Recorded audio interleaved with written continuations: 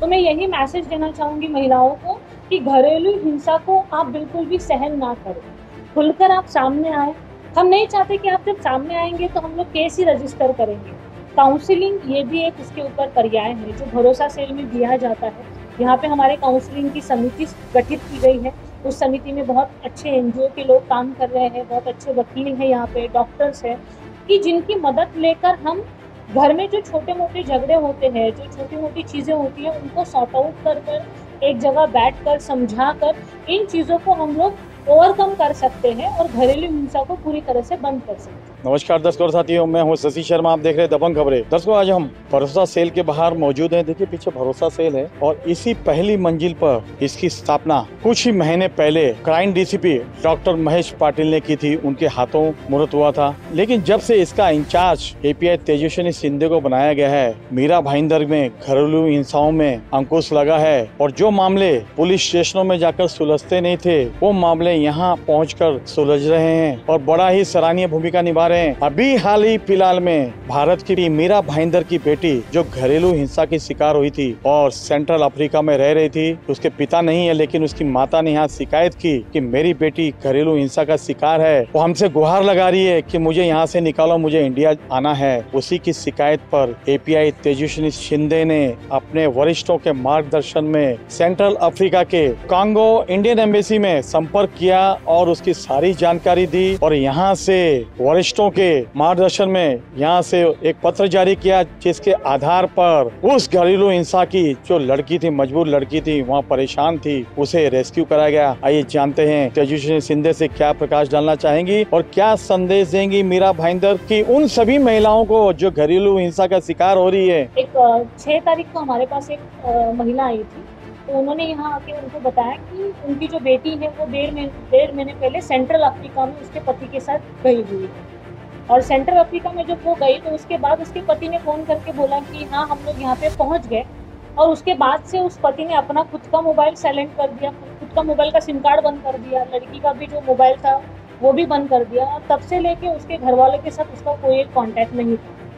तो उसकी माँ थोड़ी सी डरी हुई थी, तो मैंने उनको पूछा कि क्या हुआ एग्जैक्टली। तो उन्होंने कहा कि एक वीडियो कॉल आया मुझे मेरे बेटी का, और जिसमें वो दिख रहा था कि उसका मुंह सूजा हुआ है, उसका हाथ सूजा हुआ है और उसको मारा पीटा गया हुआ। तो कहीं ना कहीं वो परेशान थी और वो लड़की बार बार बोल रही थी कि मुझे कुछ भी करके इंडिया वापस आना है। तो जैसे ही उसकी माँ ने ये सारी चीज़ें मुझे बताई तो मुझे लगा कहीं ना कहीं ये चीज़ कुछ ज़्यादा गंभीर है और इस विषय को जितना जल्दी हम कर सके करना ज़रूरी है। तो जैसे ये चीज़ हमको पता चल गई कि ऐसा ऐसा प्रॉब्लम है वहाँ पे और घरेलू हिंसा हो रही है उसके साथ और उसको इंडिया वापस आना है, तो फिर उसके लिए फिर मैंने मेरे जो सीनियर एसीपी सर हैं हमारे, ACP crime Shri Amol Mandave sir, तो उनको मैंने फ़ोन किया। तो सर ने कहा कि आप एम्बेसी से बात कर लीजिए, इंडियन एम्बेसी को कांटेक्ट कर लीजिए। तो मैंने इंडियन एम्बेसी को जब कांटेक्ट किया तो उन्होंने कहा कि आपका एक लेटर लगेगा।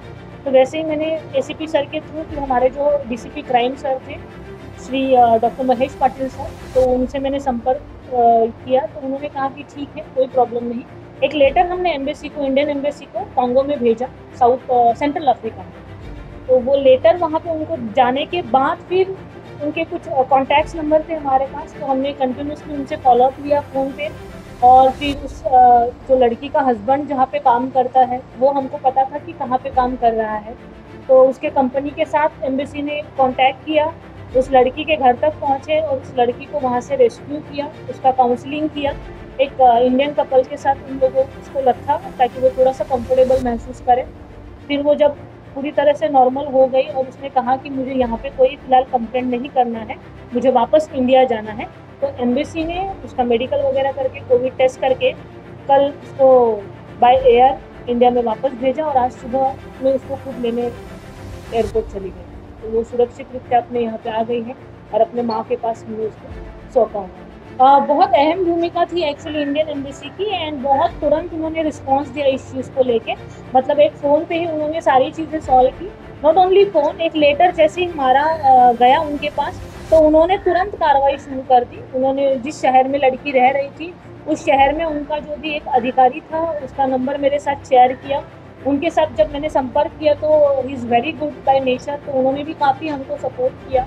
एंड बहुत जल्दी तुरंत हमने इन सारी चीज़ों के ऊपर फॉलोअप करने की वजह से लड़की को एम्बेसी को लेटर जाने के बाद 24 घंटे के अंदर अंदर उसको वहाँ से हम लोग रेस्क्यू कर पाए। दर्शकों, जिस तरह से एपीआई तेजस्विनी सिंधे ने पूरी जानकारी दी है, बड़ी चौंकाने वाली जानकारी है। किस तरह से लोग यहाँ पे लड़कियों से शादी कर लेते हैं, उन्हें विदेश ले जाते हैं और विदेश ले जाने के बाद उनके ऊपर जो अत्याचार और जुल्म करते हैं उसको सुनकर रोंगटे खड़े हो जाते हैं। लेकिन बड़ी ही सूझबूझ तत्परता से मीरा भाईंदर वसई विरार आयुक्तालय के आयुक्त के मार्गदर्शन में जिस तरीके से लड़की को रेस्क्यू किया गया और लड़की को उसकी माँ के सपोर्ट किया गया, बहुत ही सराहनीय भूमिका। मैं भी अपने माध्यम से कहना चाहता हूँ उन तमाम मीरा भाईंदर के महिलाओं से जो घरेलू हिंसा की शिकार है, प्रताड़ित हो रही हैं, उन सभी से अपने माध्यम से आग्रह करना चाहता हूं कि आप अगर पुलिस स्टेशन से बचना चाहती हैं तो यहाँ पे बहुत ही बेहतरीन तरीके से काउंसलिंग की जाती है। जरूरी नहीं कि सारे मामले में एफआईआर हो, काउंसलिंग के जरिए भी मामले सुलझाए जाते हैं। जिस तरीके से इस पूरे भरोसा सेल में ऐसे मामलों को सुलझाया गया है और कठिन से कठिन मामलों को सुलझाकर